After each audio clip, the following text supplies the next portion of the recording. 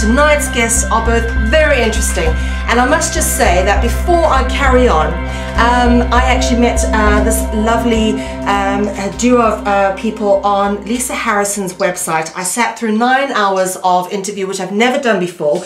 I was absolutely riveted by the information. So with no further ado, it is my greatest pleasure to introduce Allfaaraa, Antara, Amara, and Shawn Clark. And tonight they'll be discussing so many different things in such a broad spectrum that it's difficult to actually give you a title to tonight's show, so I didn't. Instead, I'm going to just say hello to you both. You both online with me. Say, hey guys. We're here, thank you. Hello. Hey, good to have you with us. I am here, and I'm so honored to be on your show. Thank you so much, Melanie. And thank you for giving a shout out to the great Lisa Harrison. Yes. She is the greatest. Lisa is the best. We absolutely love her. We actually had her on our show last week, I think it was, and bless her, she was so ill, but she was such a trooper coming on at 3 a.m. in the morning. We do love Lisa. She really is a woman after my own heart in every way. Yes, she is. She is glorious. She's. Oh, I can't even come up with metaphors to describe her. You know, but if not for Lisa, you wouldn't have found us, and neither would half the world. So yes, yes, we indeed. owe her a lot. Yes, indeed. Absolutely, and she's doing some great work. But tonight is about you guys, and first off, Alf, before I go on to you, I want to start with Shawn. And Shawn, really, tell us a little bit about how you sort of came to know Alf, how you're involved with this message that you're bringing, and sort of what your background is and where you're kind of going. Yeah, I just represent kind of the normal seeker out there that's been looking for, you know, years and years, trying to figure out what's going on with this reality we've been born into.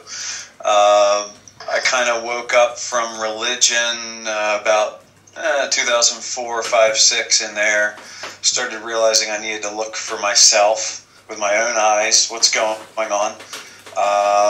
Throw the doors open a little more and stop being so afraid of where I'm looking for what might be true. And so I started looking wherever I could find anything. I wanted modern information from today. I didn't want to just listen to some ancient scripture or some priest or some, you know, who knows what you find out there. Even in Buddhism and stuff, there's 1,000-year-old documents. But I wanted to know today what's going on. What kind of experiences are people having? Whatever was true back then must be pretty much true now. And so I started reading, you know, I started contemplating, meditating, looking at the world with my own eyes, looking at myself with my own eyes. And I just looked everywhere, and I researched all kinds of things like out-of-body experiences and near-death experiences and past life regression and all the Eastern philosophies and traditions and spiritual practices, and kind of tried to put everything. I'd say I was an atheist for about 5 minutes at one point even. I've been fascinated by science and engineering and space travel and all that stuff as well. And paranormal research with people and with animals and wherever I could look. If there was some piece of truth there, I wanted to know about it. And so one of the things I've tried to do that I think a lot of people might fail to do is that instead of excluding things as I go along, or instead of getting pigeonholed into one thing, I tried to leave everything on the table as I went. Even my original religion. You know, I tried to put everything up there and not exclude anything until I was done with my seeking. Because, in my opinion, reality must encompass everything that exists anyway. So how can I start excluding things from reality, right? I mean, reality is everything. Reality is the whole of existence. So there must be some truth in everything out there. Every religion, every experience must have some seed of truth in it. And so on that path, I did a lot of conversing with people online and forums and so forth. That started to be part of what I was doing. speaking to people who meditated, speaking to atheists and debating with them, debating with religious people, etc., with psychics and spiritualists and so forth, truthers, alien people, etc. And along that road, one of my friends came to me and said, "Hey, man, you need to meet this guy Allfaaraa. He knows what's going on." And he actually said, he capitalized "no," like this guy knows what's happening. So I said, okay, whatever. And I went and I listened to him for a little bit, and I conversed with him, and I started kind of testing him with my own questions, and he tested me with his questions, and we developed a dialogue. And I realized quickly, and although we conversed for months on end with a lot of questions and a lot of back and forth, and it was a group of us, not just he and I realized very quickly that he seemed to bring all the pieces together of what I had been looking at over the years into one place, one understanding. And I had realized a lot of what he was saying ahead of time, but there was so much that I couldn't quite piece together that he brought together, that he even very early on, he very quickly reoriented me. I had certain things backwards. And what a relief and what a joy at that time to suddenly see the world properly. Because I had been judging the world quite a bit before that time, even in all my seeking and all my looking for answers. And so that's why I'm working with him. He, in my opinion, and in many other people's opinion now that he's gone public, brings all the pieces together in a way that incorporates the light and the dark, the oneness and the duality, the Christianity and the New Age and all the other philosophies, and the science and the evolution and everything else, and the 2012 and Ascension and the truther stuff, in a way that, for me, is a total package. And still, despite all my interviews I've seen, all the other public people I've seen out there, I've not seen anyone that brings it together like him. Everyone has some missing piece, it seems like, or some important part that they deny or they miss. And I haven't seen that in him yet. And so the reason, now, we came together to actually work like this because he has the story to tell, but he can't write it down. He's not a writer. He doesn't even like to type if he can help it. He's more of a talker. And I'm, despite all the talking I'm doing right now, I'm not as much of a talker. I like to write, and I like to express myself through writing. And so that was our first agreement together, was that I would write for him and he would provide what I would write. Because I don't have the story to tell, but I can write. And he has the story, but he can't write. And so that's our symbiotic relationship, you might call it. But he also, I didn't expect in these interviews to be, or even in the book necessarily, to be co-author or to be in these interviews with him. But it's what he wanted. He likes how I explain some of his things to other people from a different perspective. Because I've been doing all the researching and watching interviews and reading, and he doesn't do that. For the last 10 years or so, he's kept his own knowing his own and doesn't want to contaminate it with all the outside New Age and other stuff that's going on out there. So I delve into all of that, and I take what he says, and then I relate it to that, and I try to explain it to people in kind of the normal person's language. If a Christian doesn't like what he says New Age-wise, I'll explain it in Christian terms. If a New Ager doesn't like what he says, I'll explain it in New Age terms, etc. I think that's where we are and what we're doing and who I am, and Alf will probably take it from here and explain the rest. Okay. Alf, are you there? Yes. Hello. All right, Alf. First off, I love the name. Okay, do you want to talk to us about that? Talk to you about the name? Allfaaraa, Antara, Amara. Was that what you were christened? No. My Chris's name is Edward. This is my angelic name. Okay. It's very personal. My gosh, you're the only one of all the interviews we've done a lot, that's ever had the huevos, hopefully you don't speak Spanish, to ask me about the name. You're kidding, right? Well, no, of course not. It's a very interesting name, and it must mean something very special. It's just it jumps at me. It actually looks like some form of a code. It does. Okay, it's my name of my angel. Okay, that exists above the firmament, which is Allfaaraa. The full name is Allfaaraa and Amara.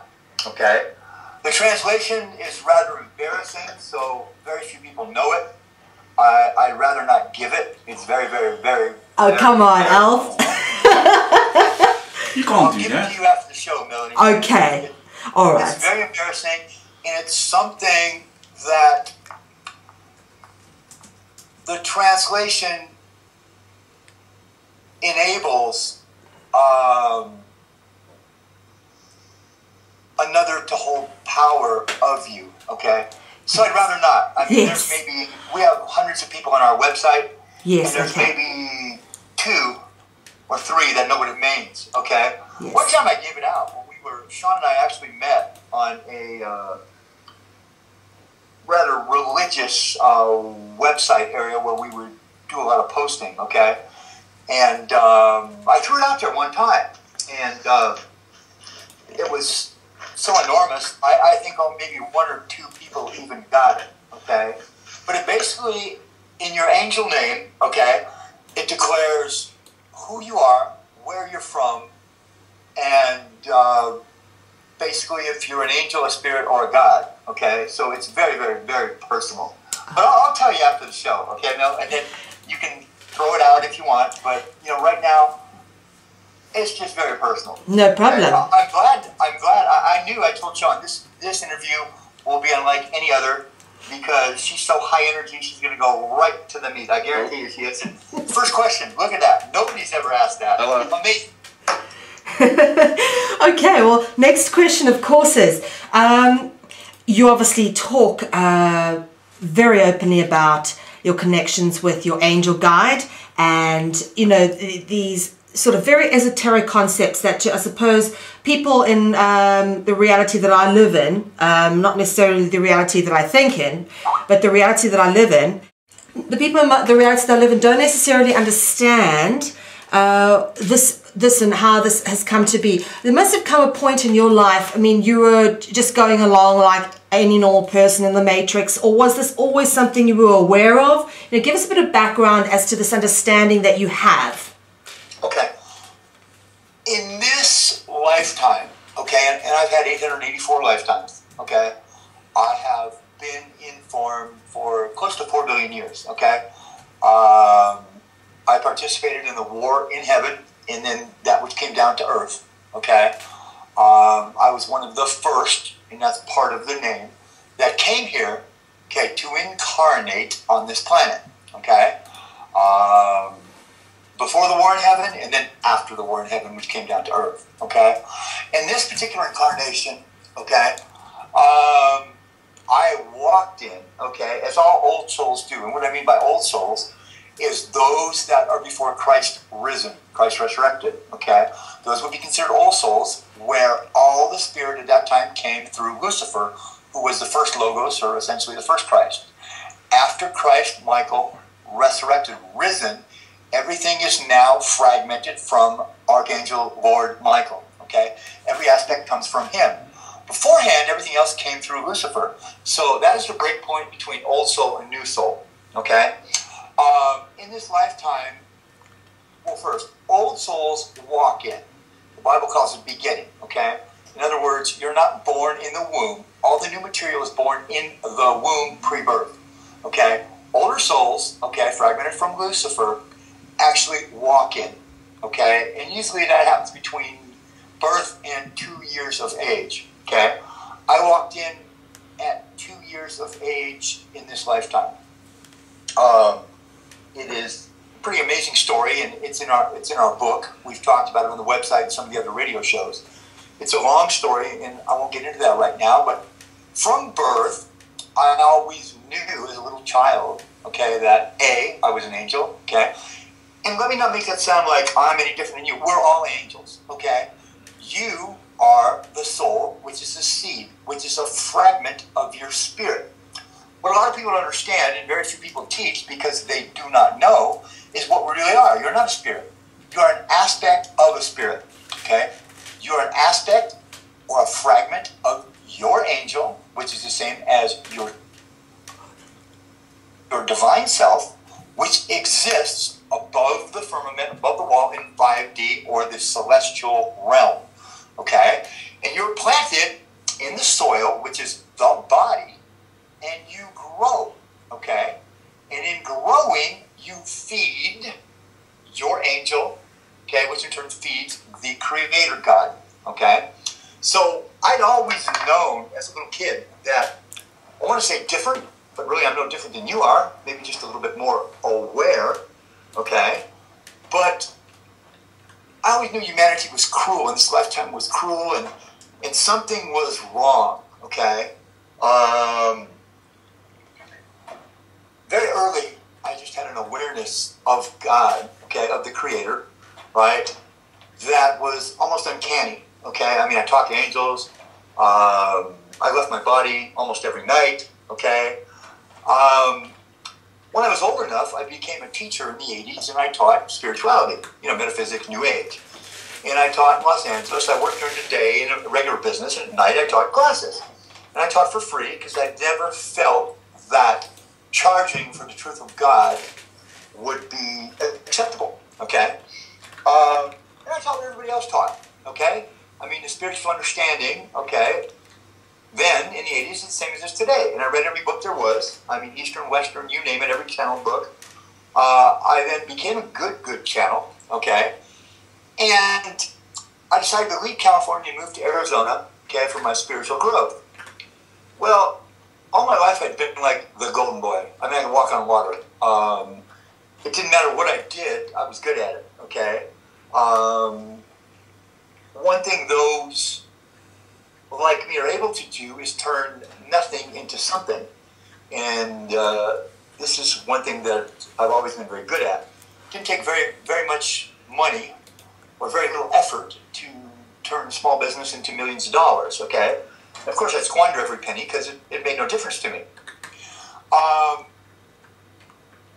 In about the 90s, the mid-90s, I realized that something was wrong. Everything I was teaching and everything that everybody else was teaching also was missing some big pieces, okay? It was almost like one-sided.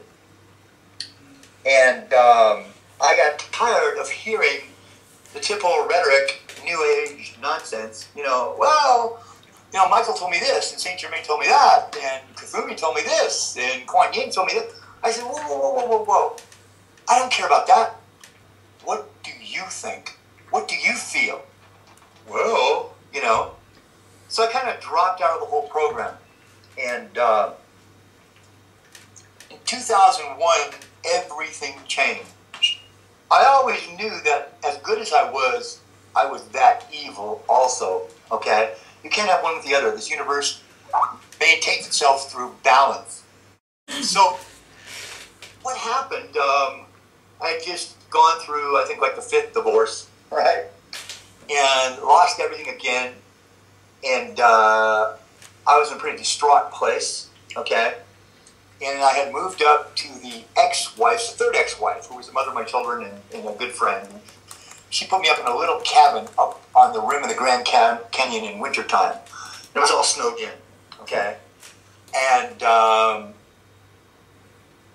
what happened is I realized that something very spiritual was going on, okay? And at that time, standing in my room was about the brightest white light I had ever seen. This was after about a couple weeks up there. And the entity came to me and let itself be known as Lucifer, okay? Which I already knew. Because when I was channeling, I predominantly channeled Michael and some of the other archangels. But right at the end, when I quit channeling, there was another essence coming through that almost felt feminine that would pose as Michael, yet it was softer and purer and almost more powerful, okay? And I said, something's wrong here. Who is this? What's going on, okay? Well, anyways, I kind of deep inside knew that it was Lucifer, okay? But in 2001, he stood before me and told me that, we went through almost all of my incarnations in a month period, okay? And basically showed me how not only was I a god, but I was also one of the greatest demons that ever was, okay? And out of Egypt, when everything was collected by the Archangel Michael, not Lord Michael, not Christ Michael, okay, I was thrown into the goo, as I call it, okay, and then refragmented out again, okay? And one of the reasons was I was so great in serving darkness that it would thought, great since Egypt, okay, and basically spiritual destruction, okay, when Israel was taken out of it, okay, and we're not talking to Jews, we're talking Israel, which are the 144,000 angels that make up Archangel and Lord Michael, okay, I was reconstituted and refragmented. But anyway, the point being is, he said, you've lived as a golden boy, you've seen the light, but now I'm going to show you the darkness so you will see and understand the other side of the story, okay? So for the last 10 years, it stopped about 2 years ago, about when I met Shawn, and I started teaching again. I have experienced the deepest depth of the earth consciousness, of the spirit of the world. Some people call it Gaia, some people call it Lucifer, some people just call it the spirit of the world. But I have fallen into the deepest, deepest depths where everything I've done has turned to junk, okay? Everything, okay? So I have lived in the physical, the other side, okay, for the past 10 years. And in so doing, okay, I have learned, I don't want this to sound arrogant, because I'm not arrogant, I'm just confident, okay? I stand before God as in Michael, Christ Michael. I stand before God as in Lucifer. Okay, no, I've never met the Creator God, which is the all in all, everything there is, okay? But those are the two sources that teach me. I do not read anything anymore. I don't do websites. I don't do any of that. Shawn does it, throws some things by me, and I say, yeah, okay? But what I found in experiencing the darkness, the other side of the story, is that humanity is being taught half the picture. And I'm not trying to criticize, but what's out there is not true. All of this oneness and lovey-dovey stuff is false. It is not the truth of the Creator, the truth of God, okay? So this is what I bring to humanity, the other side of the story, okay? And since we've been doing this, we started in January, and by the way, none of this would have been possible without Shawn, okay? You know, it is very, very hard to teach, and there are some great teachers out there that can't do it because they cannot make a living at it. It's very, very difficult, as you know, and as dear Lisa's going through, to try and serve humanity without being paid, and you need to do it full time. It is next to impossible, okay? But it is the experience of the darkness directly being taught through darkness for the last 10 years that has allowed me to now convey those teachings to humanity. And what I have to tell you is this: humanity has it all backwards, okay? That's where I'm at. Okay. Now, that's great. Alf, could we carry on from there? Humanity has it all backwards. Obviously, I'm taking it that we tend to look at the darkness as this thing to be avoided and evil and bad. So it's more catalyst and a tool to something I've been trying to teach people, and I've been labeled all sorts of things, a witch, a Satanist, or what. So, you know. Yes, I do know. I do know. Okay. See, I started this out with Christians. Okay.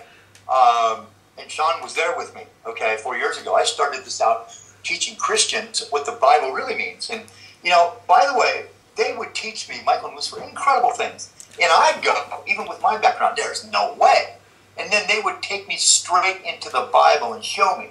Now, let me tell you a little bit about the Bible, because I know a lot of people are like, the Bible, a religious book. No.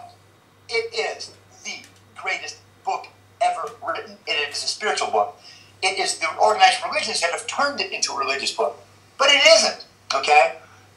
When you can understand the metaphors, okay, and the parables, the greatest spiritual truths available to humanity are within the scriptures of the Bible, the Gnostic, okay, the Apocrypha, such as the Dead Sea Scrolls, the Nag Hammadi books, okay, and some of the other old ones. That's where all the truth is. The problem is you have to be able to understand it. In this Bible, and all of them are written on 4 levels. The simple, the homiletical, the metaphorical, and the mystical spiritual. And unless you can read it to higher 2 levels, you haven't a clue. You haven't a chance to understand it. Okay? So they went through me for years. Lucifer and Michael went through the metaphors with me. So, and these metaphors are consistent through the Old Testament to the New Testament.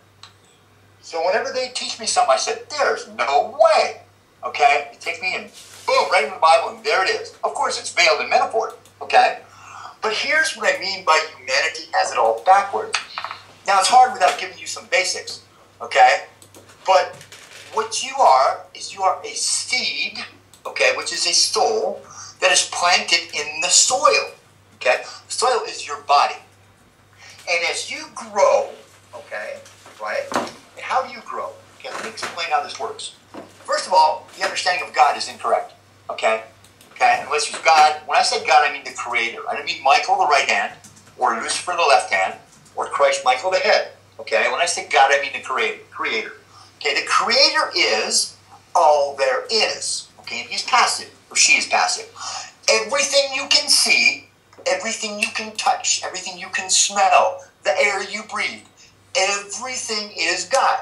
God, the Creator, is all there is. There is nothing else. Okay? Nothing else. Okay? Understand that. And he, she is passive. Okay?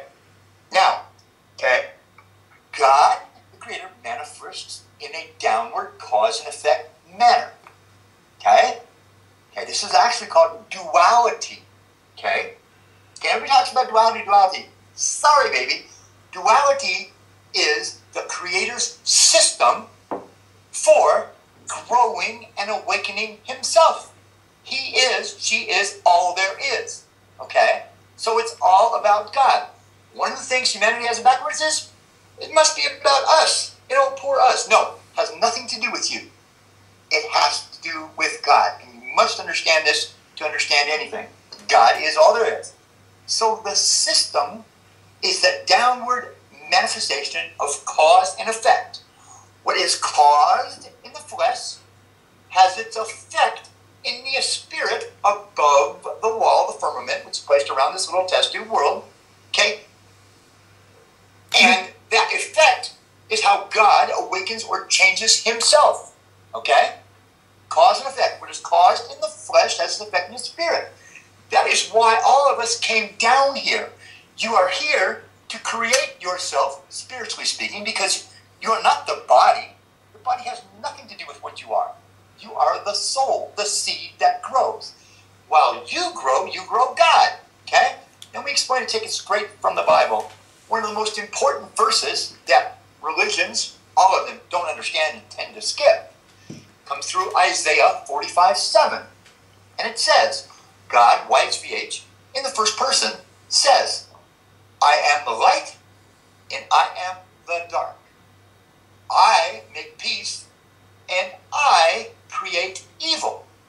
Okay? And that encompassing statement says it all. Okay, God is everything, the light and the dark. In everything, evil comes directly from God. Okay? So thus said, whether it's good or evil, it comes from God. Whether it's light or dark, He is both. God is everything. Okay? So, if that is the case, okay, then whether you commit evil or darkness or light, you are still growing God. So let me explain. You are a seed, a direct aspect or fragment, small piece of your soul or angel, I am presence, divine self, which exists in the celestial, and you are planted in the soil, which in this case is the body. And you grow. And another reason you came here was to experience evil. There is no evil in the celestial. They don't have the polarities. Lucifer anchors the dark. Michael anchors the light. Okay? So, as you experience between darkness and light, you grow. Okay? Now, I'm leaving the ego out of this right now because I know you have a lot of questions, and we'll take up hours just trying to explain it so they'll understand it. But here's what you have to understand. You are not you. Okay? You are not the body. The body is simply the clothes for God. It is the house that you live in. You are not the house. You are the occupant of the house. Okay? This is what you have to understand. Why do bad things happen to me? Why this? Why that? Whoa, whoa, whoa, whoa, whoa. The darkness happens, okay, so the light can come to balance it. The system is God commanded the light to shine out of darkness. Darkness is first. Darkness is increased through humanity, through the flesh. Light is then sent through the soul to balance that darkness. Every time through the human, the vessel, darkness is grown, light is sent to balance. Okay? What happens every time that happens? You grow God. Your purpose. Okay, everybody, what's my purpose? What am I here to do? It ain't about you. Your purpose is to grow God. This is your soul's purpose. And this is what it does. Between the soul and ego, God is grown in the celestial as you grow. You are a feeder that feeds your angel. As your angel grows, the archangel grows. As the archangel grows, the Christ grows. As the Christ grows, the entire creation grows. This is what you're here to do. You grow God. It's not about you. You're not here, and I hear this all the time we're here to learn lessons. No, you're not. Okay? You are not you. You have to understand that. You are not you. You are not the house. You are the occupant of the house. The body that you have has nothing to do with who or what you really are. It is the vessel that provides the soil for you, the seed, which is the soul, to grow larger. Okay? Until you also will become. The seed comes from a tree. The tree is the spirit. The seed is the soul. The seed itself is on its path to becoming its own tree above the firmament. That is ascension. That is basically, ascension isn't really an ascension. It's a return to where you came from. Because you have to understand, you all fell. It took eons to get down here, to reduce the frequency from where you come from, to get down here to even fit into this vessel. Now let's go to duality real quick. Okay? Yeah. There really isn't any duality. Okay? Because if God is all there is, which is the case, God the Creator, then you are a part of that. Your bodies are made up of stardust. Okay? Anybody who doesn't know that. Okay? Everything is God stuff. So your bodies are made of the Creator in itself. Everything is God. So is your flesh. So are you the spirit. So are you the soul. Okay? Point being, God, the Creator, places himself within himself to awaken himself. There is nothing but him. I'll take a break, and I know you have some questions. Gee whiz, where to start? Where to start? Yeah, well, that's how they have it backwards. Everybody thinks, because you think through, see, I'll just touch a little bit on ego, but it's almost too much to understand. A few of my listeners and my followers, I mean followers meaning people that come to the website, participate, have gotten it. You think through another spirit, you're thinking through a larger being, and your mind is not your own, okay? This is what keeps you in the game of God, okay? You're playing a game, and you don't even know the rules, okay? And your ego creates the darkness or the drama, okay? When it's hungry and it needs to feed, it creates the darkness, okay? Again, humanity is the evil that grows God. Through darkness and evil, we, the soul, and God, the Creator, are grown. Darkness comes first, okay? So darkness is generated, and light is sent from one source. Light only comes from the Creator. Darkness comes from humanity. Light comes to the soul to balance. Creation must always be in balance, okay? That way, God grows, you grow, everything grows. This is how it works. Karma, free will, and incarnation are the three aspects that guarantee that sooner or later everybody will ascend in return. It is the slow path back to the Creator. Okay? Karma is cause and effect. Okay? You incarnate, you free will allows you to make the choices, light or dark at any time, and usually always choose darkness because that's kind of how it works. Okay? Light is sent to balance. So everybody, through God's plan, the little game, will get there sooner or later. Well, unless time were to come to an end, or this world were to come to an end, then what? But anyways, the point is that what you are being taught is one-sided and not fully accurate, okay?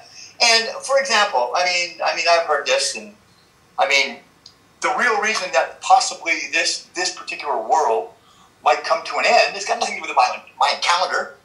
It has to do with the system of darkness and light.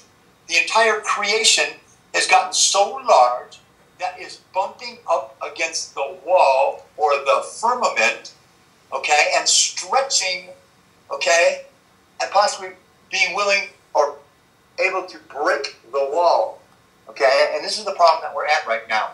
There is no more room for the creation to continue, okay, in creating God, okay, the Creator.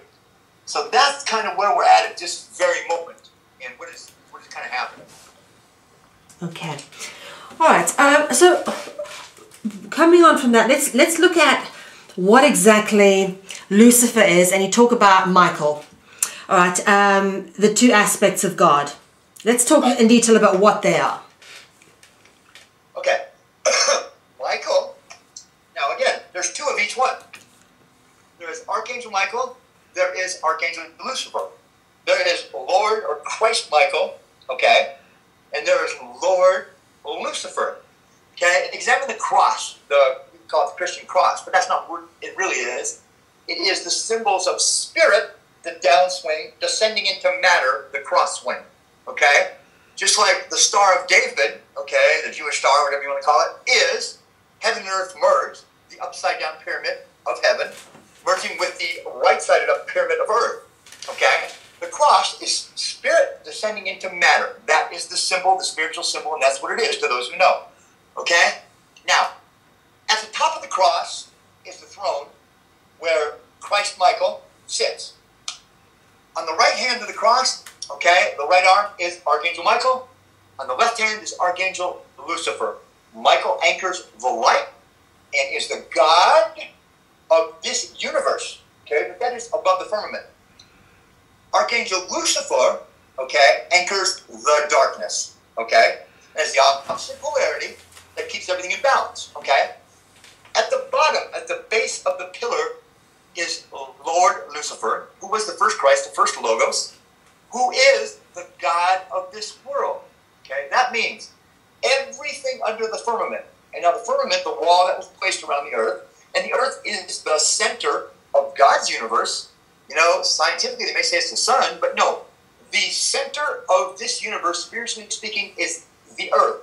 It is the soil, okay, the solid ground of the kingdom of heaven, which is everything under the firmament. And this wall that God placed for the restructuring and recreation of the heavens and the earth, okay, extends out to the Pleiades, Orion, Sirius are all included, okay?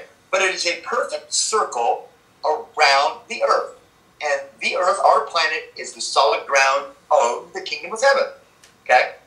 There is one spirit, spirit of the world, okay? Some call it Gaia. Others know it as Lucifer, okay? Bible direction is just the spirit of the world, okay? They also refer to Lucifer, okay? The spirit above the celestial is Michael.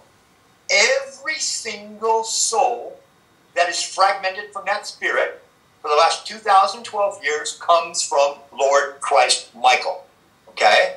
So if you are cut and fragmented in the last 2012 years, you are directly of Michael, okay?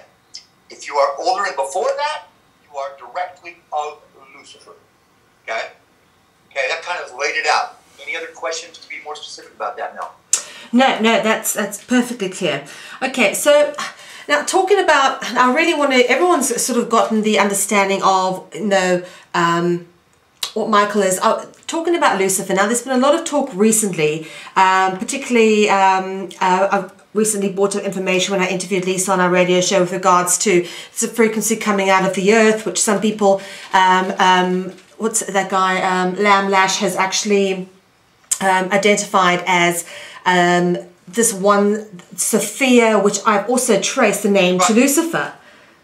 Yeah. Is that your let's talk, do you have any understanding of any of that?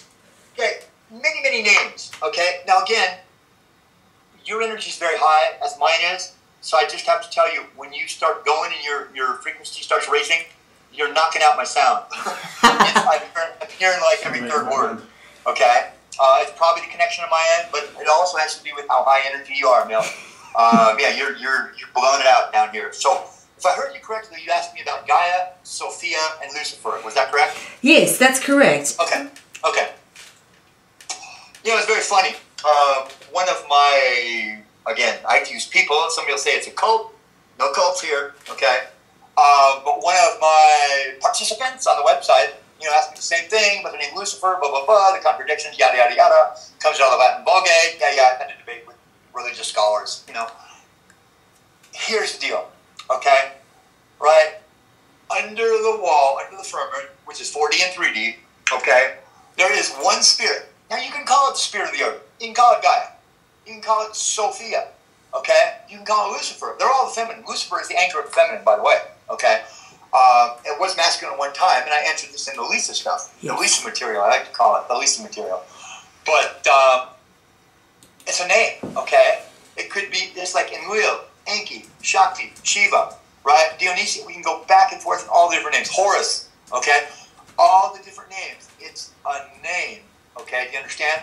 But that is how he manifests, okay, or she manifests now, to the angels, okay, to the archangels, and to those that have the ability, as the name Lucifer. It is a name that, again, 5 billion of the 7 billion, okay, on this planet probably recognize the name Lucifer before Sophia and before Gaia. Okay, do you understand what I'm saying? Yeah. Okay, so it is the name, okay, but it is a consciousness, okay, that we apply the name to. But yeah, he's always come to me for 4 billion years as Lucifer. Before I was even informed, when we were, I don't know, call it heaven, call it the celestial. Okay, again, there was no astral at that time 4 billion years ago. The astral was created later. But that's how he came to us. Okay, the light bearer or brightest of the lights, depending if you take it from the Latin or the Hebrew. Okay, but he was the first Logos and the first Christ. All spirit was dispensed of the Creator through, okay, Lucifer, also known as the chief steward, okay, right, in the Bible. But yeah, all the same entity. Call it what you want. A lot of people like to use Gaia, okay, the earth consciousness. It is the spirit, the Bible calls it the spirit of the world, okay, that exists in the children of disobedience. Okay, most of us older souls that come before Michael, okay, are the children of disobedience, okay, right? And it was, but understand this, the only way to Christ, okay, to ascension, to the celestial, is through Lucifer, or Gaia, or Sophia. It's through the flesh. The journey is through the flesh. You are planted in the flesh, okay, to grow and return to where you came from. This is what it's all about. Okay, you have to understand. You came from there as a little tiny speck. Your entire angel, as strong and powerful as she is, cannot fit herself into your form, Melanie, right? And by the way, I just finally saw a full picture of you. Boy, you are some angelic beauty, okay? I know you're kind of glowing red right now, but no, your picture always shows half your face. I crack up. But today, I went to my Facebook to tell everybody how honored I was to do your show, and I saw your full face, and I said, whoa, look at that angel. Wow. Knock my socks off. Thank you very much, Alf. Knock my socks off. But my son even made a comment, said, wow, Dad, she's doing the show. I said, yeah, Brandon, I know. Don't say it. Don't say it. She's hot. Anyways, now they've thoroughly embarrassed you. Thanks. Hey, you deserve it, you know. To continue, okay, all of your beautiful angel cannot fit into the form that is Melanie Spencer, okay? So, it's an exact duplicate, an exact copy, just as Christ Michael is an exact duplicate of the creative God, just in a smaller form. Okay? He's the active source that drives and does everything. All creation is done through Michael. Okay? Christ Michael. Okay? Jesus was a flesh name. Okay? So we can move Jesus aside. Okay? This isn't about religion, it's spirituality. But Michael is the driving force and the active force. It's almost like Lucifer and Michael. Okay? And to show you how big is the earth consciousness. Okay? You got Michael, 12 archangels, okay, 144,000 angels, and a whole bunch of others on one side of a rope. And on the other side is the feminine, Lucifer, with just one hand, pulling that rope into darkness. And then Michael and the other angel pull it back into the light. Okay, and they pull, Lucifer pulls again into darkness, and pull back into the light. Every time that happens, you go with it. Do you understand what I'm saying? You are swung into darkness, okay, then pull back into light, okay? And the soul actually swings through both ways, and you're filled, depleted, filled, depleted, filled, depleted. Light, dark, light, dark. This is how you grow. Yeah, you really ask yourself, Mill, how much has your understanding come? Did you learn more through all the great things that have happened to you in your life, Mel? Okay, I'm sure there have been many. Or have you learned by your defeats in the darkness you've had to overcome? Oh, Alf, you know, and it's interesting because I think people think I've lived a charmed life, but to get to where I am now, I have had to crawl through some of the darkest, dankest shit you can't even imagine. And I'm grateful for it because I wouldn't be where I am now if I hadn't gone through it. And let me just say, props to your understanding. If humanity had your understanding, you've got it. You've got the key, really. It is through darkness that you grow in evil. And it's all about overcoming. You get greater by overcoming obstacles. And here's what humanity has to understand. You create the old obstacles for you to overcome them.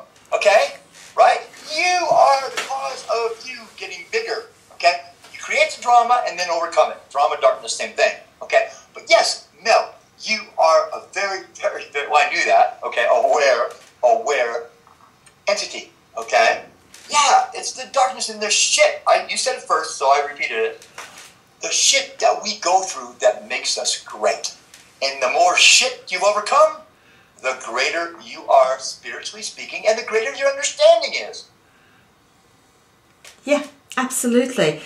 And, I sometimes look at people who, for example, have a lot of money, who have nothing to worry about at all in terms of survival, struggle, whatever else.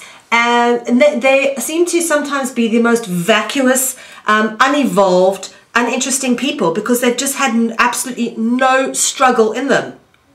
No, I agree with you 100%. But remember, not everybody is on the blue path, which is the path of Michael, which is the straight up path to return. Damn the torpedoes. Okay, I'm going to do it. Okay, living in the now, the present moment, is the only time you hold power. Okay, right? Is living in the now. Whatever may come, may come.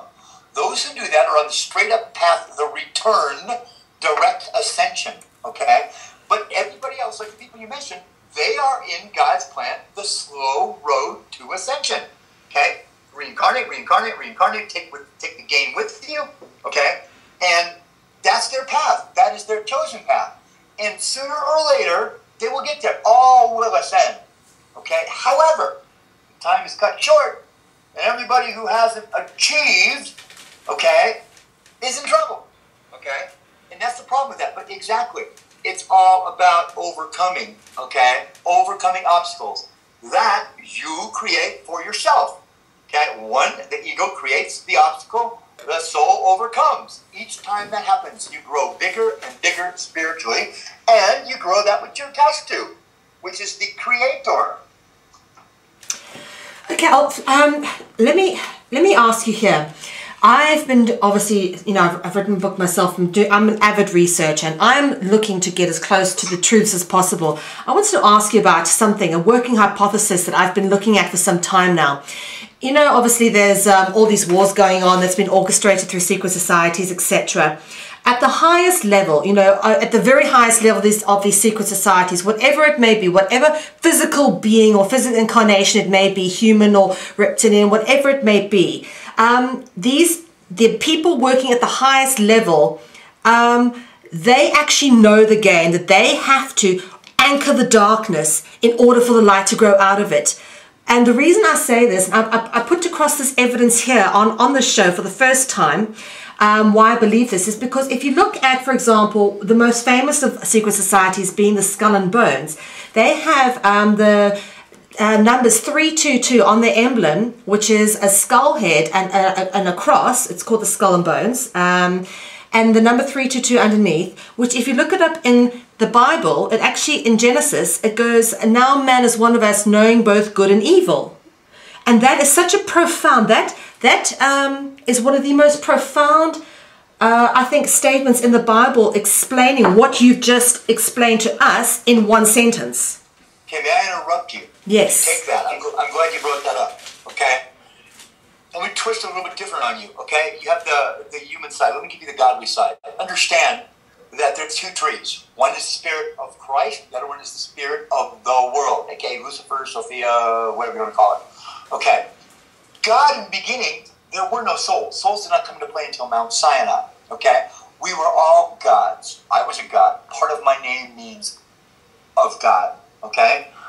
And let me tell you what a God is before there's any jumping up and down in the chat room. Let me just tell you what a God is. A God is a spirit that is able to fragment and place its essence into form, aka human body, okay, or any other form. Do you understand? That's what makes a God a God. Why is Christ a God? Okay? Why is Ashtaroth a God? Why was Baal a God? Okay? Why were all of them? Why is YHVH a God? There are different levels, of course, okay? The difference in YHVH, which means, by the way, to be or to become, and YHVH became Christ Michael. YHVH is Michael, okay? Yad, He, Val, in Hebrew. But Lucifer was the God maker, okay? Right? And when he says to Adam, eat is a metaphor for partake or share of. Eat and drink means to partake or share of. Consistent through the Bible, from Old Testament to New Testament, it means the same thing. When he says eat, it means to share of or partake of. Okay? Fruit, spirit, soul. Okay? So the point was, Lucifer says to him, when you eat of my fruit, you will become like gods, plural, knowing both good and evil. Okay? Right? Lucifer was the God maker. That's what God created at the first. The way to extend himself was created gods. Until all us gods got so unruly, and we had the war in heaven to take back what we never gave back, okay, which was his. Okay, we're supposed to grow the spirit, give him his cut, his percentage, right, and continue building our kingdoms above through incarnating in the flesh below. But Lucifer was the God maker, okay? When you eat of my spirit, okay, when you share of my spirit, partake of my spirit, you will become like gods, knowing good and evil, okay? So that's very important, and you're right, one of the most prolific statements in the scriptures, okay? But Lucifer was the God maker, okay? This is what he did. He created gods through God's spirit that he dispensed as the Logos to all of us that were incarnated at the time.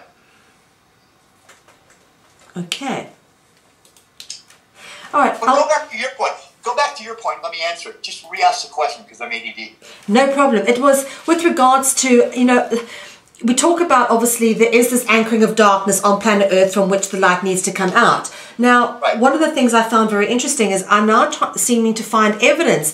Now, all these, like, we think, oh, all these things that are happening to us on Earth are bad, you know, chemtrails, this and this. And, you know, it's not great. You know, it's terrible to see animals and stuff dying. But what I'm saying is that we've got these secret societies and stuff which seem to be behind orchestrating much of this stuff. Provable fact. I mean, I've got the evidence that I can, you know, do lines and to connect dots like you won't believe. However, within these secret societies, I think maybe at the highest level they maybe know the plan is to anchor the darkness so that the light can come out of it, which is why they all claim to worship Lucifer, and which is why the 322, I think, turns up on the logo of the Skull and Bones.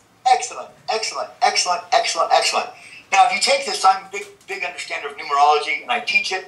And through numerology, everyone can understand where they're at on the path to return or ascension. Just by doing your numerology, you know where you're at. It'll show you where you're at, okay? Right? You have the normal levels, and you have the master vibrations, okay? You also have a whole bunch of walk-ins right now, which is something that our new book is about. But let's look at numerology. if you take the 3, 2, 2, okay, and you add them together, numerology speaking, and reduce them, it comes to 7. 7 is the number for spirituality, okay? Analyze it or feel it through that point. 3 to 2 is 7, which is spiritual growth in spirituality. Now let's take the 666, okay? A lot of people, well, the sign of the beast, mark of the beast. Well, the beast is man, okay, the flesh, and 666 comes out to 18. 81 is 9. 9 is the number of man, okay? It's the number of incarnations you do to achieve ascension. 9 cycles, okay? So if you do the anomaly on both of those, one comes out to spirituality, the other thing comes out to man.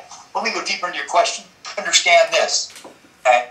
There is one creator God, and everything serves him, okay? Every reptilian, okay? Every alien, every form, okay? It doesn't matter, okay? They are subject to his rules of creation, okay? This little world is God's test tube, okay, protected little environment, created specifically to grow him and awaken him and make him more aware of himself. So everything is subject to him, okay? All the aliens, the Jezebel, and all the reptilian and all this stuff. So everything that happens here under the firmament, okay, remember, darkness comes first, okay? And it is in overcoming that darkness that you grow. So all of these secret societies, yes, some of them do know, and their purpose is to create the darkness for humanity to overcome. Just as you create your own darkness, there are collective consciousness that create darkness also. Okay? So you're exactly right. They all are participants. They're actively or passively, either knowing or unknowing. Okay? Maybe their goals, okay, their individual goals are to create havoc and all this. No. Okay? That may be the individual goal. However, everything serves the Creator's plan. Do you understand? So there are groups that, yes, indeed, create darkness. And there are other groups that balance those out, create angels in consciousness of light that overcome that when humanity can't overcome it. Wow. Okay, now that's a biggie.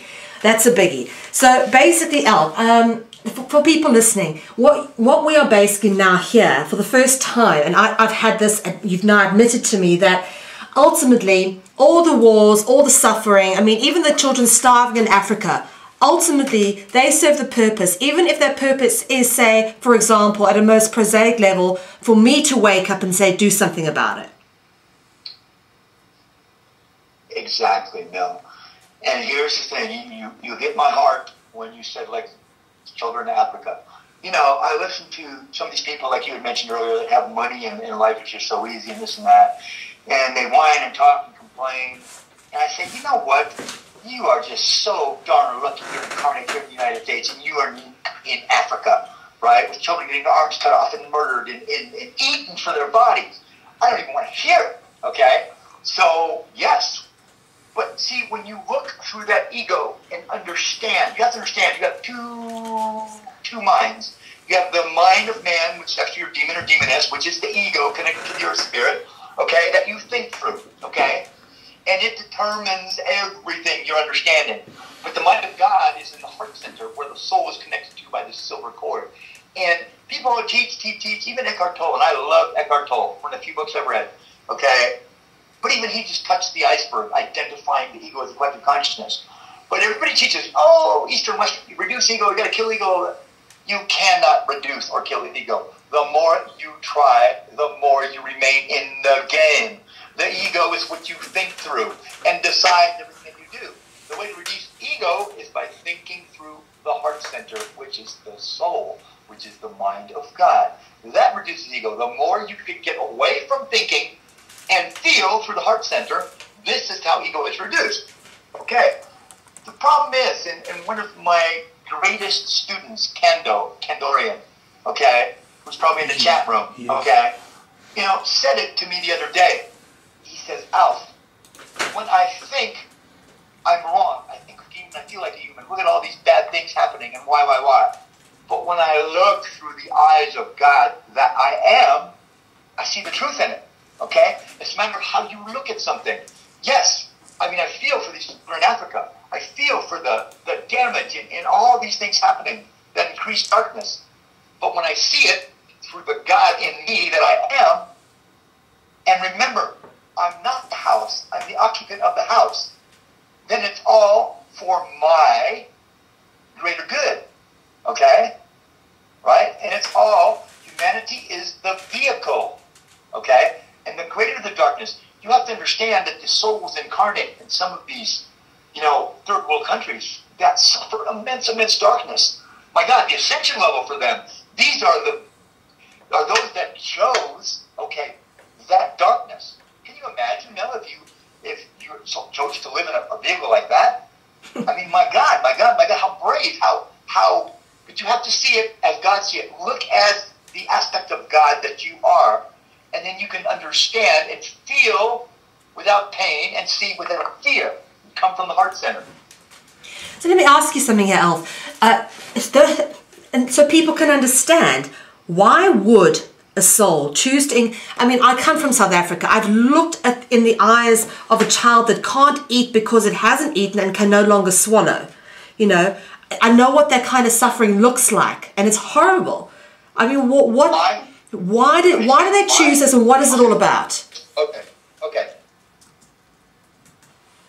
Understand that I teach angels above the firmament, and I teach down here also. Okay, I taught the darkness, I taught the light. I was a great demon. Okay, but understand, that we create our own genetic lines. Okay. In other words, when you incarnate, Bill, you don't just incarnate into a random body. I know that's maybe taught. False. You have created your own genetic line from when you first started to incarnate. Okay? And what happens is the spirit or the soul within the body modifies the genetics, to be able to carry more light. Okay? But you build your own genetic line, just as the Christ line. You can go all the way down. They're all firstborns. From Adam to Christ, they are all firstborns. That is a genetic line. To be able to incarnate in that line, you had to be that. As when you first began your incarnations, right? You started in a certain line, And each incarnation, when you reincarnate, the body has become better, through overcoming the darkness, to be able to withstand more darkness and more light into it. This is what happens. You cannot randomly incarnate. You incarnate into your own line that your angel and you have built for itself. And you have carried with you all of the good and all of the bad, because you're balanced between ego and soul. They're both souls, between light and dark. You're always in balance. So the new coming in, have a choice. They don't have a line. They have to create their own line. So there has to be, you have to understand, most of the souls, especially those in Europe and the United States, have been incarnate for a while, right? You don't have a lot of new souls. You do know numerology and see, And sad to say, it's a system. Just like in a business. God has a business. His business is spirit. But you start at the bottom. You start in the baggage room or in the mail room before you work up to vice president. That makes sense, doesn't it, Mel? Yeah. Okay, so when you're first coming in, new incarnate, you don't have a line. You have to start. And one of the ways, because everybody wants to turn, everybody wants to become another angel, everybody wants to become a great servant above the firmament, is to take on the hardest and the most darkness. Remember, it is in overcoming darkness that you become a greater light. Can't be any other way.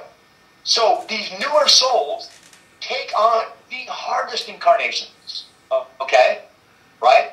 But, you're veiled from all your previous incarnations.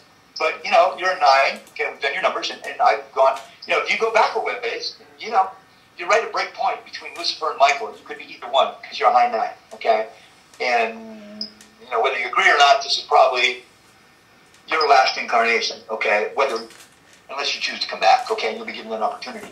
But you're a 9 and a high 9, You're almost an 11, which is a master vibration. You might as well be equal to that because you have that kind of knowledge. But when you first come in, there's no line for you. You're not going to incarnate into Melody's line or Al's line or Shawn Clark's line. You need to start a new line. And the opportunities and where are they having the most babies, too? You understand, America has decreased. How is it in Europe and in Holland? What is the ratio of new births to humanity? I mean, is it down or is it going up in your area? It's going down, actually. Right, exactly. That's what I'm trying to say. That was my point, okay? And I'm not a scientist. I know nothing about science, okay? But I can tell you spiritually what's happening in the world, and then you can apply the science to it, okay? Yes, but births in third world countries going up, up, up, up, okay? All right? And that's where the newer souls go. And if I haven't been to Africa, but if I've done numbers, I've been most places in the world. I've done numerology all over the world and numerology readings. And third world countries have the lowest number and youngest souls on the block. Okay? So, again, remember, the system is through darkness. So the more darkness, the faster the ascension.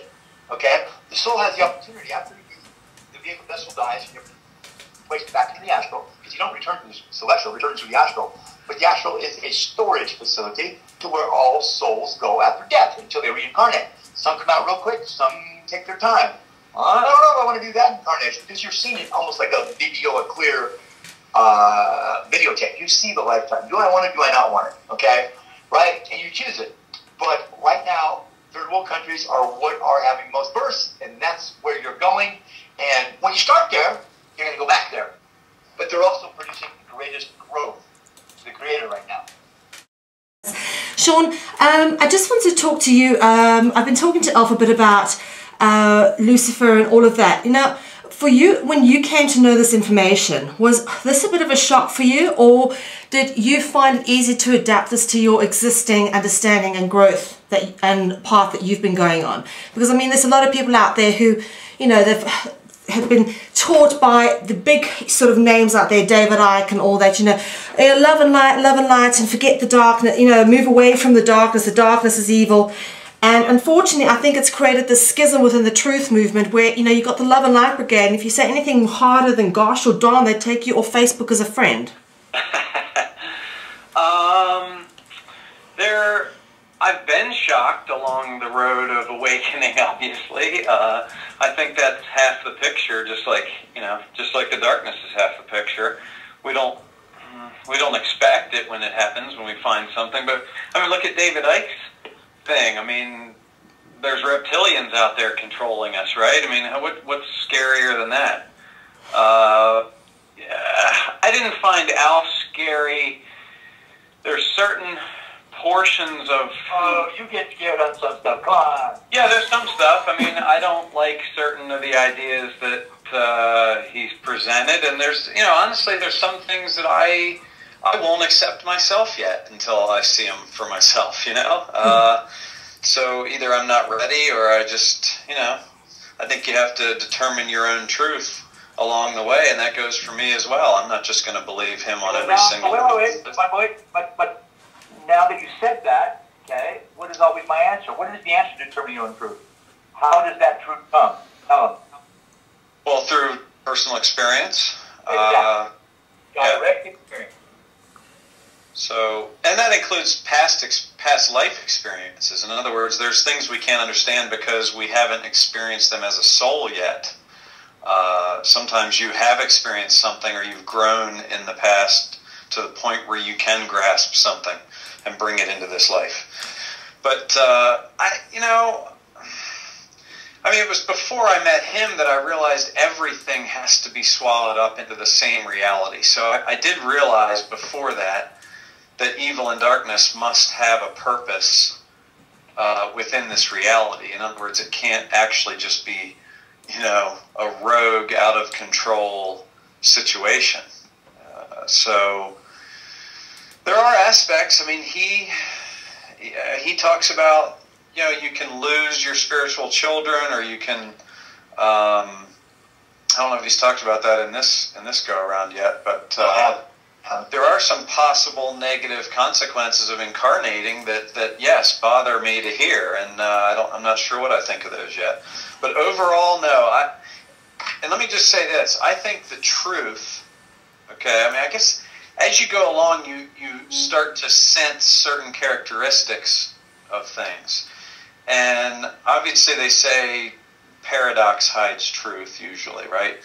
I think the truth, from what I've found, is both, it's always both, seems like the answer, but it's both humbling and empowering at the same time. And I think it's important that those two... Say it again? That was an awesome statement. I think it's important that those two come together, because that's where the love and light movement, they want to just empower, just empower, just empower. And they forget about the humbling side. And the religions, especially Christianity, well, all of them really, but they tend to humble, humble, humble. You're sinful. You need to repent. You need this. You're a little creature. You know what I mean? You need a savior, etc., etc. They're all about the humility. And it's really, again, both, okay? Neither side has all the answers. You have to realize that you are a divine fragment. You are an angel in form. You are part of this universe of light and all of that. But you're also just a creation and a creature, and you're in a body that's going to die, and you are a soul that needs to return back to where it came from. There is a becoming that has to happen. So you have to be humble in the sense that you're here on earth growing, and you need to learn, you need to wake up, but at the same time you need to be empowered to realize that you are of God. Your awareness is God, okay? And so when you can put those two together and you can face the humble side with the power from the empowering side, then you're bringing light to darkness, in my opinion. Yeah.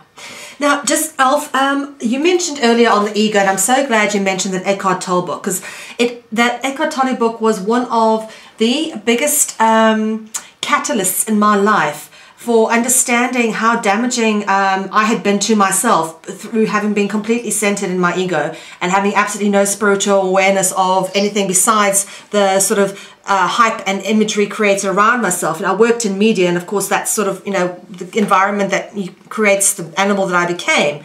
But interesting, you brought that book up. It's been hugely profound in my journey.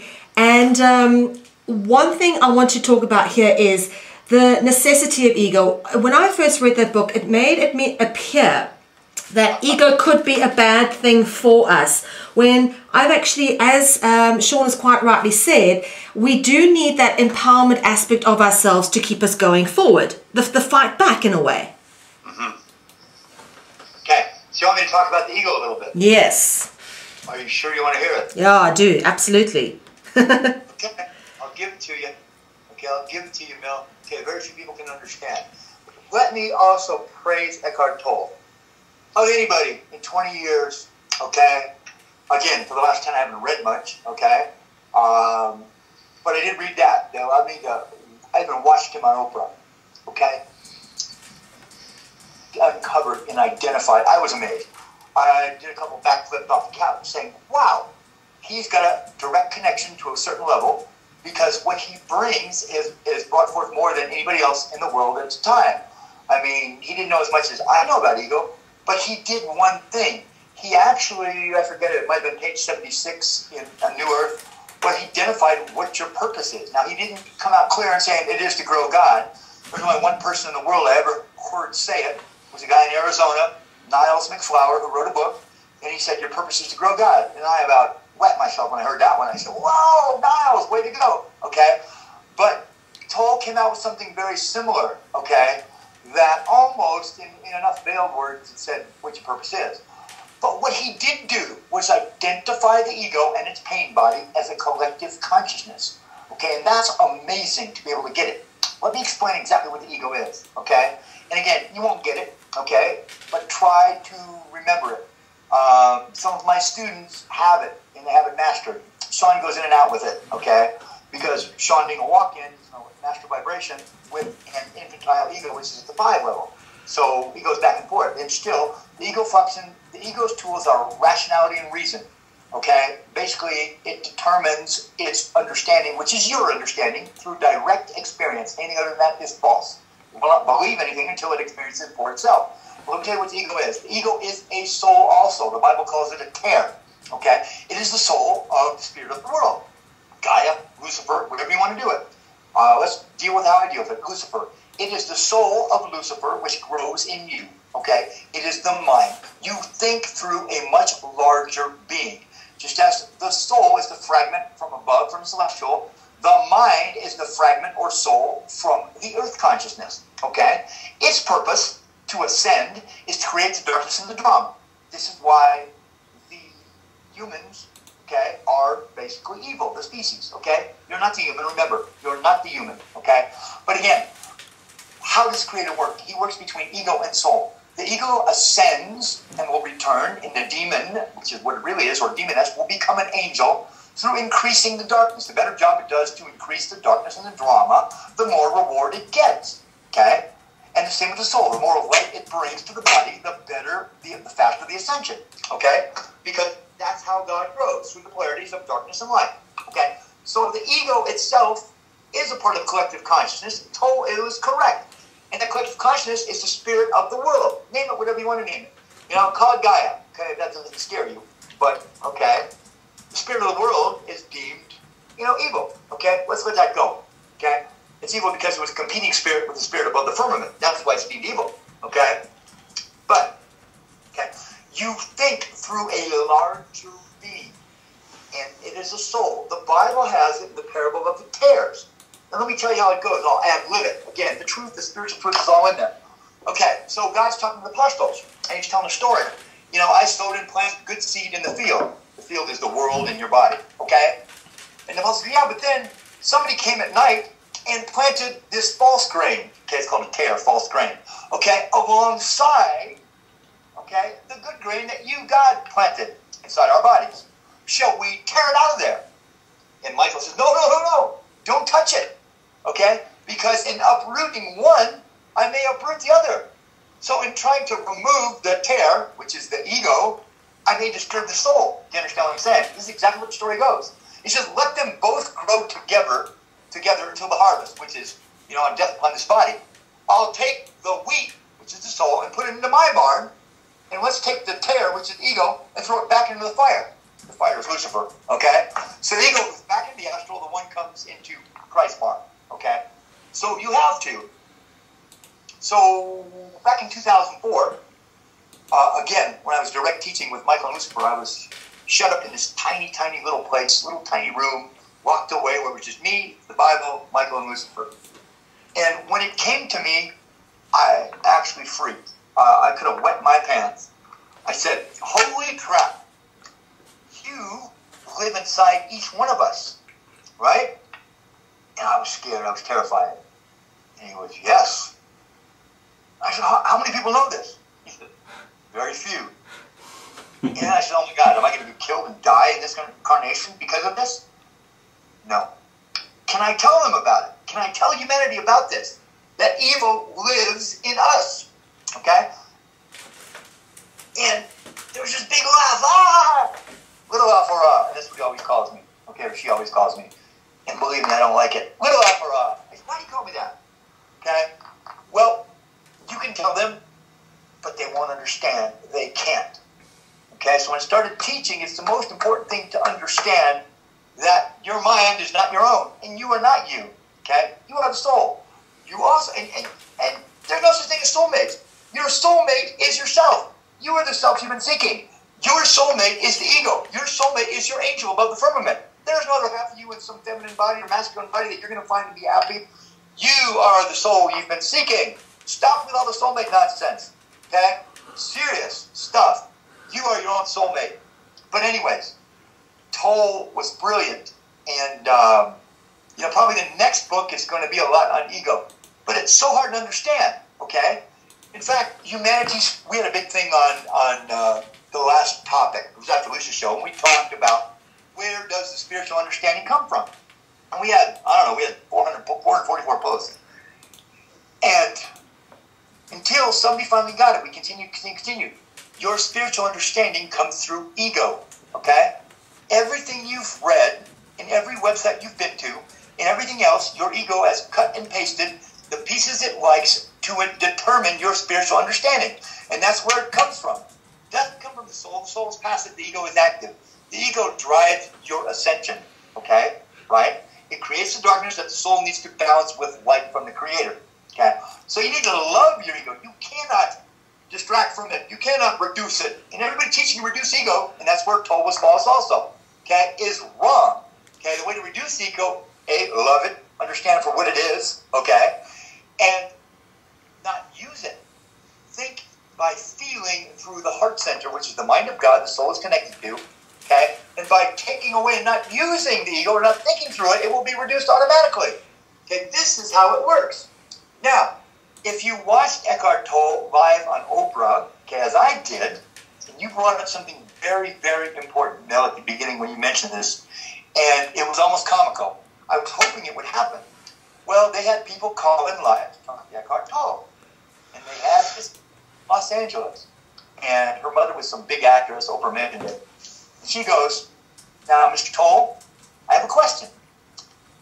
If we didn't need an ego, why did God, the Creator, give us one? Right? Guess what? Eckhart was stumped. I mean, his face, his smile left. He couldn't answer it. Okay? And that is the truth. If you didn't need it, you wouldn't have it. But where Eckhart didn't hit was understanding the purpose of ego. Where all these teachers teach, oh, kill ego, get rid of it. They don't understand its purpose. Why? Because they have not experienced the other side, which is the darkness. Okay? And they don't know what it is. You think through it. Your truth, Melanie, is determined by your ego. Okay? One of the Bible verses. It sits in the temple of God. The temple of God is you, the body, which the Bible identifies. It sits in the temple of God, declaring itself as God. Okay, it is the God of you, and all of what you think, believe, understand comes through what your ego has experienced directly, okay, in its traits of rationality and reason, and anything you've experienced is your truth. Your ego determines your truth. So anything that you hear, even all this great stuff you're hearing from me, okay, wow, for the next 2 days it'll be wow, then it will start being disseminated piece by your ego, and it will replace your original understanding. However, it will leave a few things that it does agree with. Okay? And all that I've said, though I can't expect you to understand all of it, okay, your ego will like some of it and will add that to your assembly of knowledge. Okay? But understand, the ego and the truth of you, okay, and your understanding comes through direct experience. Until it is proven, okay, to yourself, by yourself, that this is true, it doesn't accept it, okay? Okay? And it just happened to Lisa. Lisa said, even man, a week later, I mean, a lot of stuff was making sense. And then she'd call me and we'd talk, and it would make sense again. So, understand that your truth is determined by direct experience of the self, just as Shawn was mentioning, and that is how your ego determines your spiritual understanding, okay? And rationality and reason. Now remember, the ego also is put into power by its guardians. And its guardians are the five senses. Touch, taste, feel, smell, whatever the other one is. But the sixth sense, or the psychic sense, is actually you, the soul. And it does not control over that. The soul works off of feeling, not emotional energy, which is drama. Okay, the ego's food is drama and emotional energy. Okay? But the soul works through the heart center. And when you feel and don't think, when you're thinking something, you've got to know what's coming from your ego. Okay? Right? When you're feeling it, it's of God and of the soul. Okay? So there's two giant conflicts within your body. But your understanding of anything and your truth is determined through direct experience of your ego. And ego is a master of you. When it wants to bring you to your knees, all it has to do is hit the fear button or the pain button, okay, or the drama button, and you're done. You are totally done. Okay? All of us that have been working with me are getting to know our egos, our demons, our demonesses. And we all have little names for them. Mine is Alfie. Okay? And I'll tell you what, man, once you get to know, you can catch yourself. You can catch yourself. There's actually two inside your head thinking. You have the brain, which is a little 10%. Why does humanity use 10% of its brain?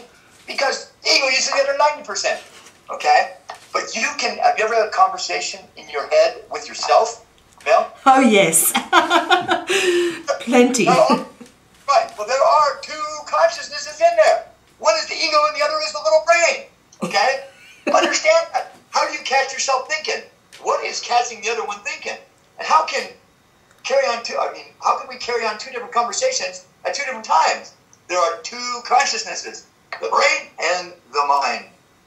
Absolutely. I've been saying this for some time, that there's definitely two ways in which we process our thoughts, and I've always felt that. And some people identify that as a mental illness and say that they're schizophrenic, they're split personalities, but it's not. We all of us have the light and the dark within us. Exactly. There are split personalities, but that's not what it is. Okay, it's actually a gift. Okay, in fact, most of the most powerful souls coming in right now, biggest aspects of their angels are coming in as ADD. I'm ADD. Most walk-ins are ADD. And what happens, the ADD and the children, it's a gift. It allows the mind to be distracted so it cannot focus, lock on, and enforce its will. Do you understand what I'm saying? The ADD is such a blessing to children that have it. Mothers and fathers, and when your children ADD, it's a gift. It is a spiritual gift and a way to get around the power of the ego. And so is schizophrenia, and so is all that other stuff. It's so funny because both my husband and I suffer from ADD. Of course you do. Badly. That's the only way. It's a gift of the Creator to allow you to overcome the ego because they're so powerful. All these people that tell you, kill it, reduce it, boom. Hey, you're trying to reduce something greater than you. The ego is always the active one and more powerful than the soul. So by trying to reduce it, okay, you're playing right into the Creator's hands. You're creating more darkness for you to have to overcome. And ego loves it. Because its path to ascension is through drama and darkness. Yeah. Alf, let's move on. I've got 25 minutes left of the show, and I want to know, and I know you're going to have a lot of detail for me on this, your outlook for humanity. You've obviously got an incredible knowledge base, which I would love to tap some more at a later stage. But your outlook for humanity, where do you see us going, and what are our choices?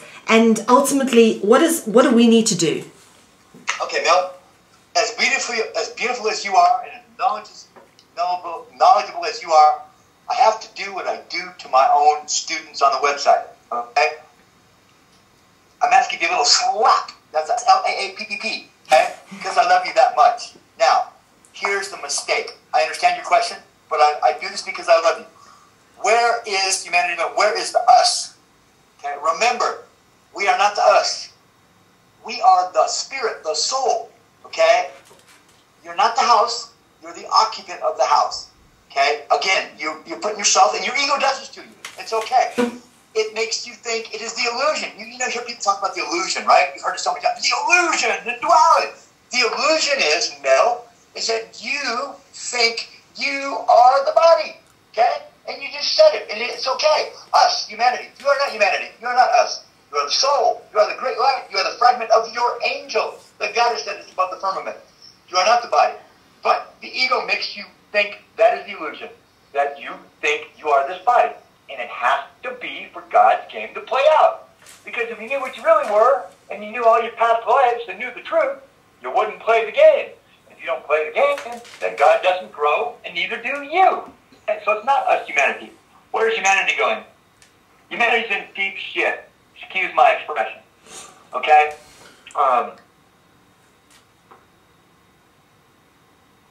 Humanity is in deep shit. I'm just feeling about this, how much I really want to talk about it. This is a scary subject. But again, a lot of people predicted the end of this world, okay? Was that before? So I don't put a date to it because you can't give a date. Anybody gives a date, saying December 21st or March 21st of 2015, and all these people who've given dates have been wrong, okay? And let me tell you why. That is not going to happen. Not that it is going to happen. But what happens, okay, if you understand choices have outcomes. Your so-called free will, which you really don't have, by the way, because your ego makes a choice for you if you don't make it. But time is played out through the choices that humanity makes.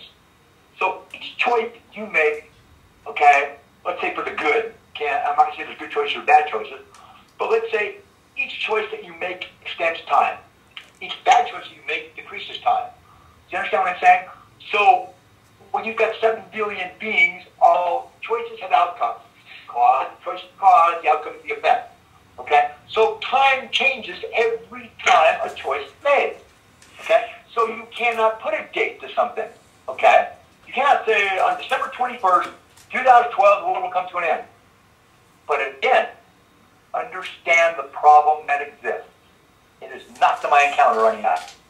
It is that this world, which has a wall around it or a membrane, okay? It's a little test tube, and God placed it there so nothing comes up, nothing comes down, to protect his world from everything else. Because, again, yeah, we used to have the Anunnaki here. We used to have lots of alien entities here on the planet before the restructuring. You know, and angels drove them off, killed them all, okay? And threw them off of this world. This is the Creator's world, okay? To grow himself. So finally a wall was placed up. So everything inside the wall is safe. Okay, well, as the creation grows, darkness, light, this creation, which you can't see, which includes all thought forms, okay, right, is placed into the astral, okay? And what's happening, the 4D astral is full, and it is expanding to the barrier between 4D and 5D. And putting up against this membrane, okay? Hold on, Alf. Sorry, I'm going to have to ask you to come closer to the mic. We've lost you for the last sort of 2 sentences. Come closer again. Okay, how's that? Yeah, better. Yeah, the problem is that I am hyper and I move around and I'm sorry. No, it's no problem. Anyway, as my energy goes up, I start moving around a lot. Well, anyway, so what happens is this creation that we grow, light, darkness, has to go somewhere. Some remains with the body, some goes up to feed, okay, and it goes into the astral, okay? Now, what's happening, there is no more room, okay, in the astral, okay, to continue to grow God, okay? In other words, as darkness increases through humanity, or through you yourself, light is sent to balance. Creation must always be in balance, okay? This is how it works. So, all that goes in the astral. Okay, so darkness is increased, light is sent. Well, it goes somewhere. Understand that our little world is contained. Okay, even though it's huge and goes out past, okay, the Pleiades, okay, and all the star systems that I mentioned. Okay, the creation is so huge, the creation is God itself, okay, is that it's banging up against the firmament. It's stretching it, okay. This is the situation that manifests in. Okay? Now, okay, there are several options on how to correct this. I spoke about it in the Lucifer show, okay? But the most important thing should be for humanity to continue, okay, as the tool of the Creator. And believe me, let me tell you what, okay, I've been in Celestial. I have come down here. I prefer the incarnation. Okay, you think, oh, so great, let's go to heaven, let's go to Celestial. Let me tell you what. All of the action and all of the fun is down here, okay? But let me tell you, up there, you don't have a 3D body. You don't feel, you don't touch, you don't taste, okay? Everything is just like, that's it, you're out of the goo, that is, okay? Right? So what I'm saying, I've always incarnated, I always want to be down here, okay? This is where the fun's at, this is where the action is in form. You don't have a form up there, you don't have an ego, you don't have the feelings that you have down here, okay? So I love the human body, okay, and many of the angels do also. But understand, it's the system of growing the Creator that is at risk here, because the system is out of darkness comes light. There is no more room left under the firmament or wall, because the creation is bulging out against it, okay? So there is no way to continue to grow the Creator. Now there's a new form that has been developed in a new seeding world. And this new form, instead of having one fragment of the angel within it, can't hold up to 7 fragments, okay? So that form, even though it's not quite as human-looking as we are, okay, that will allow the Creator to grow, and the angel to grow himself, herself, 7 times faster. Do you understand what I'm saying? Yeah. Okay, well, you know, when you put that to them up there, to the angels, okay, who else wants to become archangels and be creators of their own universe? That's like a pretty good deal, right? Well, not to Gaia, Lucifer, and Spirit of the world. Whoa, whoa, whoa, this is our creation.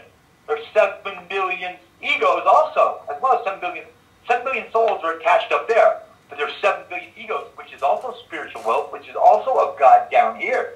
Okay? So, and there's a lot of angels that have been incarnated a lot, like I have, that, no, I don't want this new form. It kind of looks like a, I don't know, kind of goatish. I got in trouble when I talked about it on Lisa. I mean, it's kind of hairier and doesn't look like it'd be much fun. I certainly want, is this an R-rated show? Well, I'm going to say it. I certainly don't want to have a sex with some goat-looking thing. You know, I mean, I don't know if I like that creation, but that is an option. So, where we're at right now is that the potential exists because of the inability to continue to grow the Creator in this manner. So either it gets fixed, or there are several options on the table. Okay? And that's where the future of humanity is at right now. Okay? Those giving the dates, I cannot agree with them. Okay? I think the date of December 21st will be extended because it cannot be a date. It can't play out that way, right? The way time works, okay? Time works through conscious choice, okay? And every decision affects the minute-by-minute existence of creation, okay? So, yeah, there are certain things that are happening. We need a way to... Okay, right now, let me put it this way, Mel. If the world that we live in, the kingdom of heaven or the firmament, was to come to an end for any reason, 35%, okay, of humanity, okay, or what's within them, 35% of the souls on the planet have the ability to ascend and return. They have achieved the vibrational level to return, okay? Okay? Just like the Bible says, you would judge upon your works. Your works are your growth or perfection of the spirit within, the growth of yourself. 35% of the souls on this planet have the necessary vibration, okay, the light body built that vibrates at the 5-year celestial level. It's an automatic transition. 65% of humanity do not. Okay, of the 65%, maybe 12 to 15% are right there, okay? They're the 9s, okay? Right? The 1 through 8 ain't a chance. The 9th is like the break point completion to where you're right there, right? You probably vibrate at the right level, okay? But everybody else would not make it right now, okay? Okay? They don't have the light body belt and they don't vibrate to match the celestial realm, okay? So that is the problem, okay? And all that wealth would be lost, okay? Those souls would go back into the goo, aka raw grain, raw spirit, that would be used, starting all over. So everything that was achieved, okay, when Lucifer started, he started with the raw grain, okay, the goo. Okay, the goo again would go into the next seeding world, and that would be used to reseed and start out with infant, baby, seeds and souls. Okay, so yes, the humanity as we know it is at risk right now, at a very, very, very big risk, and there are several options on the table. Okay. And some of them are very scary. The one I like the best and we like is raise Lucifer, raise the entire planet. Okay? If we can raise the earth consciousness, then everybody goes. You understand what I'm saying? By raising Lucifer, call it Gaia, call it whatever you want to call it Joe. If we raise Joe, then all the 65% of humanity that's in him would all go. The other 35% are automatic. And that seems at the moment, Alf, to be where a lot of us are at, is that we are in this process of raising, as you say, and actually funny, I'm so glad you said it, raising Lucifer. Is that what our mission is now, to raise Lucifer?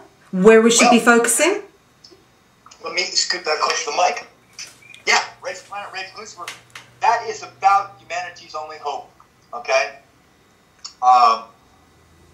In the meantime, until that can be done, do you understand, though? First of all, understand, raising one big consciousness is easier than raising 7 billion little ones. Do you understand what I'm saying?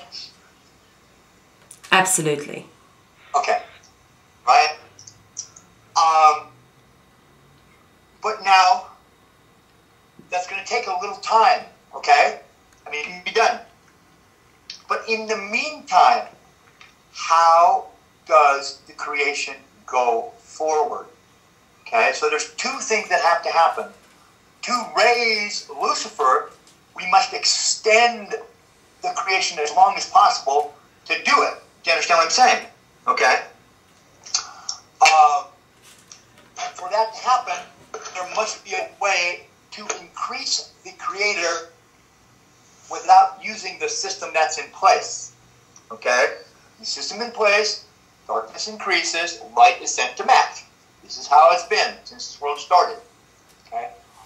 There's no more room, okay, to do it that way. Okay? Just like if you took a glass of water, right, and you filled it with half with dark, and you filled it half with light to balance it, okay, and the glass is full. How are you going to fill the glass anymore without it pouring out? Okay? This is where we're at. So there needs to be a system. And there is one. Okay? And it's in my new book, which hopefully should be done and ready for pre-sale in the next few weeks. Okay? And the system is by walk-ins. Okay? The only way to increase the light without increasing the darkness is to put, and he's been doing it slowly but surely. If you look at new children being born in the last 5 years, you'll find a high number of master vibrations, which are at least an 11. Okay? You won't see a lot of 22s and 33s because most of that's earned through incarnation over and over.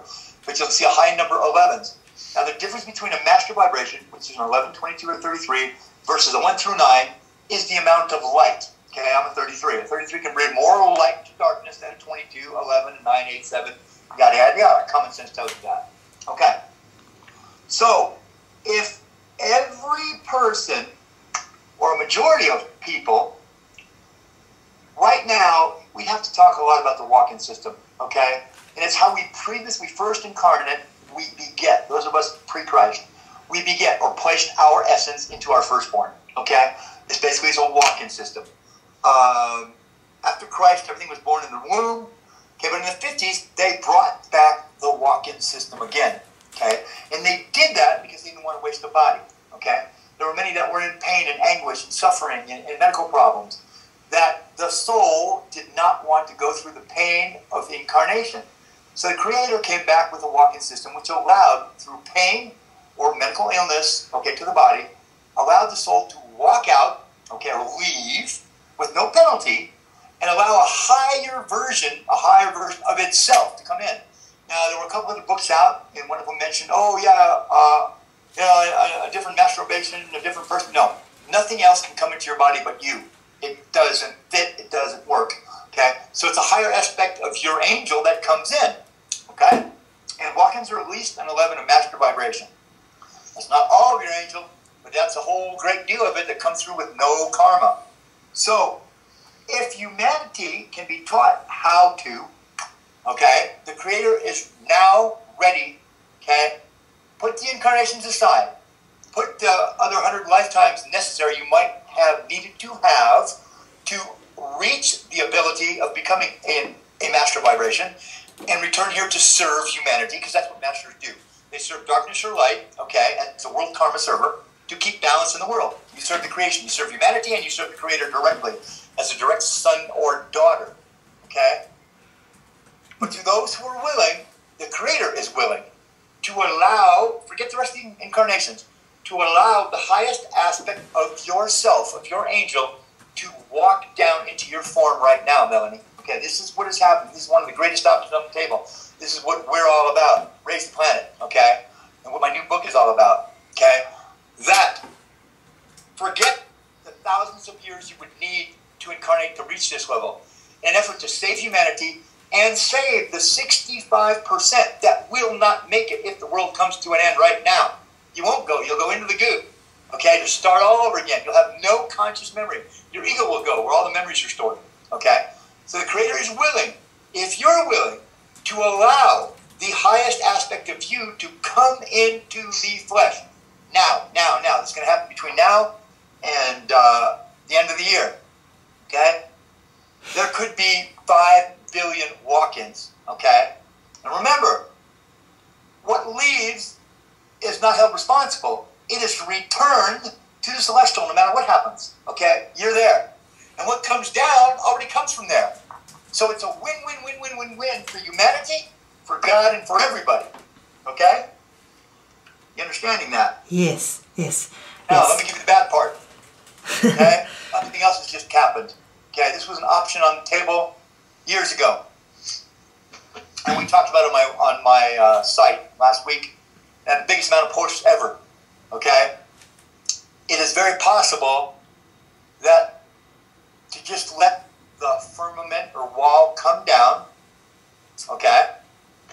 Those that ascend or can ascend will ascend. Those are all the masters in the walk-ins. And the rest of humanity is subject to what will happen. And if that wall comes down, don't think that everything out there won't come straight through, okay? Right? All these evil aliens and all these reptilians and all this crap that people talk about. Okay, that wall stops any of them, and the big hand of Archangel Michael, okay, stops any of them from coming down. But if the firmament were to be allowed to break, okay, well then the Creator shall harm us, okay? See, He's made promises to His people, humanity. Your God, your Creator, and Michael made promises to humanity. But if we just let it go and take away the billions and billions of angels that are holding the wall on the other side and allow the wall to come down, okay, then nobody's fault. Can't blame God. Those that ascend will ascend, and then it's every human for himself, okay? There'll be greater evil, and some will make it, some will not. But this was put down, okay, a while ago. But it kind of stayed on the table, and now it's been brought back up because some of the angels and archangels feel that maybe it's the best thing. It's the fastest thing. Okay? My people don't like it, my people. My listeners don't like it. We've had much discussion about it. Humanity doesn't like it. Okay? It really would be Armageddon, apocalypse. Okay? It will be what Revelations really is about. Okay? And, but this option is gaining momentum above because it's quicker. Those are the two biggest things on the table right now. The one I talked about earlier, and now this one has come back up. And, yeah. Okay, right. So again, I didn't even want to talk about it. Okay, this is the thing I got in an email. I'm hedging because it is so scary, and I'm not one of those fear frighteners. Okay, I firmly believe that if enough people in the next few months stand up and be counted, okay, raise your hand, become a direct servant, a world commerce servant, direct son or daughter of the Creator, okay, of Michael, and allow the highest essence of your angel to walk in. Okay, when you walk out, you're home free. You're already there. Okay, you will continue. Okay, and what walks in will continue. It's a win-win. Okay, if enough people, that's why the book is so important. And that's why your show was so important, because I know you have a lot of listeners. And we can get on some other shows. Anybody you know that has any kind of show, please help us, dear Melanie. Okay? Help us. But if enough people can awaken in the next 3 months, God is willing. Are you willing? That's what I implore you. God is willing. Are you willing? It's a win-win. All you got to do is want it. All you got to do, you don't even have to ask. Just be willing to accept the highest aspect of yourself to come in. Okay? Think it. It'll happen. Okay? You will change. And you will know that something's different. Okay? And this is, again, what our book's about. And this is all about raising the planet. It is a system to overcome the defunct system that will doom humanity. Great, Elf. I've got to actually stop you there because we're running out of time. Give us your website again quickly. It's raisetheplanet.com. Brilliant. And Shawn, thank you very much for joining us this evening. I know we haven't heard much from you, but you know what? I'd love to have you guys back on because I actually feel a bit cheated cutting you off now. Yeah, I feel cheated too.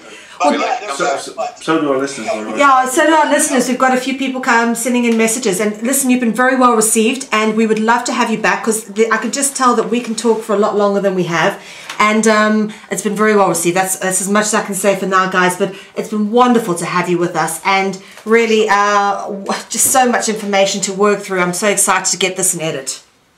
Awesome. When can we get an archive so we can put it up on our website so people can listen? We'll get it up as soon as possible. I'll post it to you guys, so not to worry. Can we just say this, Mel? You're the greatest, best interview I've done. I love it. Thank you. Thanks, Mel. Thanks very much. You're most welcome. Thank you, Shawn, and thank you, Alf, for joining us. And thank you to everybody who's tuned in tonight. So I'm going to say goodbye to you both. At the same time, I say goodbye to everybody.